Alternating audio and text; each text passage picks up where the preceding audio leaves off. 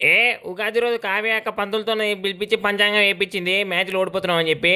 ఇక మేము first match 280 కొట్టినప్పుడు మా టీం మీద చేతపడేసిరంట. ఇక అందుకే ఎవరో వేయించారు. అని చెంబు గిట్ల తిప్పినాం కానీ చెంబు ఆకుండా తిరుగుతుంది. ఇక మాకు అర్థం కాలే. ఇక చూసిరు కదా మేము ఆ వాళ్ళు ఎట్లా అవుట్ అవుతారో. ఇక ఫస్ట్ 6 ఓవర్ 4 వికెట్లు పడ్డాయి ఈరోజు మ్యాచ్లో. ఇక దరిద్రం చుట్టుకుంది. వాడు స్టార్కు గాడైతే వాడు మా టీం మోనార్కు వాడు. వాడి జేబులో నిమ్మకాయలు పెట్టుకొని బౌలింగ్ ఎగుతున్నాడు. ఇక పీట్ పీట్ అన్నట్టు ఎగుతుండు, ఇసిరిపెట్టి ఎగుతుండు. ఏం చేస్తాం.